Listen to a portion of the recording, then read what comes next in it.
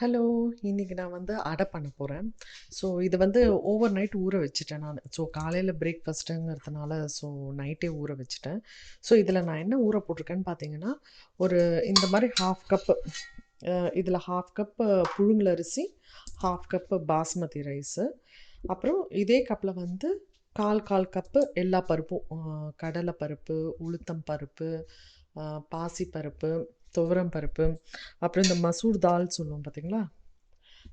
Orange கலர்ல இருக்கே இந்த மசூர் தால், கடலைப்பருப்பு, உளுத்தம் பருப்பு. ஸோ இதெல்லாம் வந்து ஒரு 1/4 கப்பு இந்த டம்ளருக்கு. எந்த டம்ளர் நம்ம எடுக்கிறோமோ, அதில் 1/2 மெஷர்மெண்ட் வந்து புழுங்கலரிசி, மிச்ச 1/2 வந்து பச்சரிசி. அப்புறம் இதில் 1/4 கப்பு, 1/4 கப்பு எல்லா பருப்பையும் ஆட் பண்ணணும். அப்புறம் ஒரு டீஸ்பூன் வெந்தயம். ஸோ இதை வந்து நான் ஊற வச்சுட்டேன். இதை வந்து கொஞ்சம் கொரப்பா நான் அரைச்சி எடுத்துட்டு வரேன்.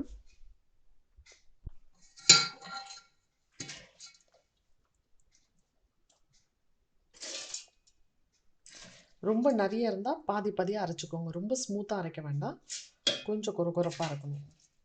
அப்போ தான் உங்களுக்கு கிறிஸ்பியாக வரும். அரைக்கும் போது எதையும் ஆடும் பண்ண வேண்டாம்.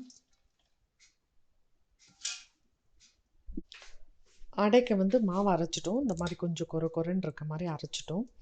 இதில் என்னென்ன ஆட் பண்ணணும்னு பார்த்தீங்கன்னா, இந்த மாதிரி காஞ்ச மிளகா வந்து மிக்சியில் இது பண்ணி வச்சுருக்கேன், அடித்து வச்சுருக்கேன்.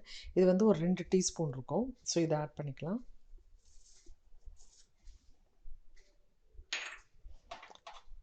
அப்புறம் பெருங்காயத்தூள்,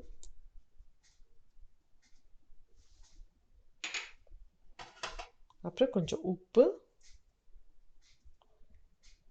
இது ஒரு 1.5 டீஸ்பூன் வச்சுருப்பேன். அப்புறம் வெங்காயமும் கருவேப்பிலையும் கட் பண்ணி வச்சுருக்கேன். ஸோ இதையும் ஆட் பண்ணிக்கலாம். ஸோ இதெல்லாம் மிக்ஸ் பண்ணிக்கணும்.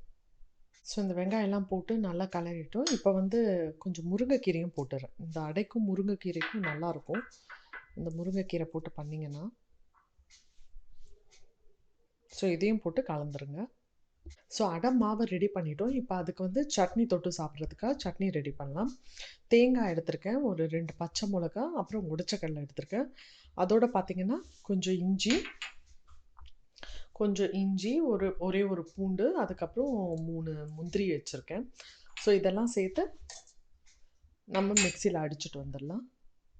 ஸோ இந்த சட்னி வந்து தாளிச்சிடலாம். கடுகு, சீரகம், கருவேப்பிலை, அப்புறம் கொஞ்சம் பெருங்காயம்.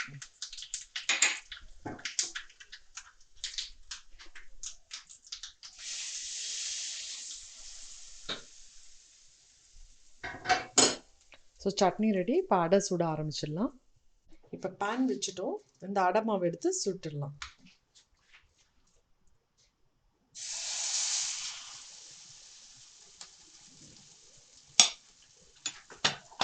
நாங்கள் இந்த மாதிரி கெட்டியாக தான் பண்ணுவோம். யூஸ்வலாக அடை மாதிரி தோசை மாதிரி ஊற்றுவாங்க.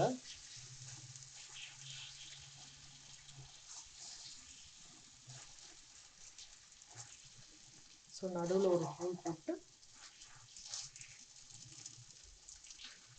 இது முருங்கைக்கீரை வந்து நல்ல ஃப்ளேவர் கொடுக்கும் இந்த அடைக்கு.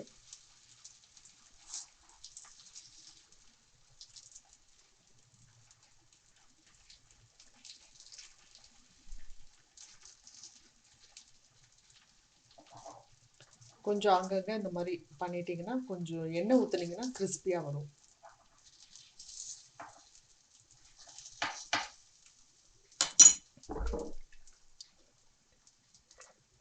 ஹோல் போட்டிருக்க இடத்துல எல்லாம் கொஞ்சம் ஆயில் ஊற்றிடுங்க. கொஞ்சமாக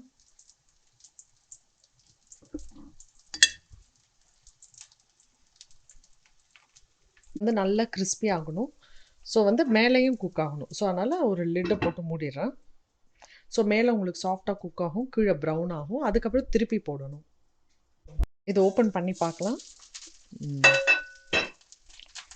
ஸோ உங்களுக்கு பார்த்தீங்கன்னா அந்த எண்டெல்லாம் நல்லா ப்ரௌனாக இருக்குது.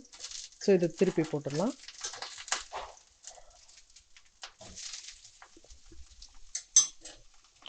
ஸோ அந்த சைடும் வந்து நல்லா ப்ரௌன் ஆகணும், நல்லா கிறிஸ்பி ஆகணும். அப்புறம் எடுத்துடலாம். நல்லா 2 பக்கமும் குக் ஆகிடுச்சு, நல்லா ப்ரௌனாகவும் இருக்குது. ஸோ இப்போ இதை எடுத்துடலாம்.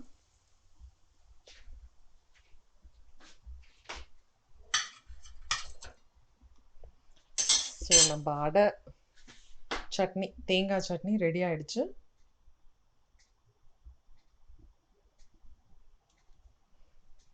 இந்த முருங்கைக்கீரை போட்டதுனால ரொம்ப டேஸ்டியாக இருக்கும். ட்ரை பண்ணி பாருங்கள், உங்களுக்கு நிஜமாக ரொம்ப பிடிக்கும். இந்த ரெசிபியை ட்ரை பண்ணி பாருங்கள், உங்களுக்கு பிடிக்கும்னு நினைக்கிறேன். பிடிச்சா லைக் பண்ணுங்கள், ஷேர் பண்ணுங்கள், சப்ஸ்கிரைப் பண்ணுங்கள். தேங்க்யூ.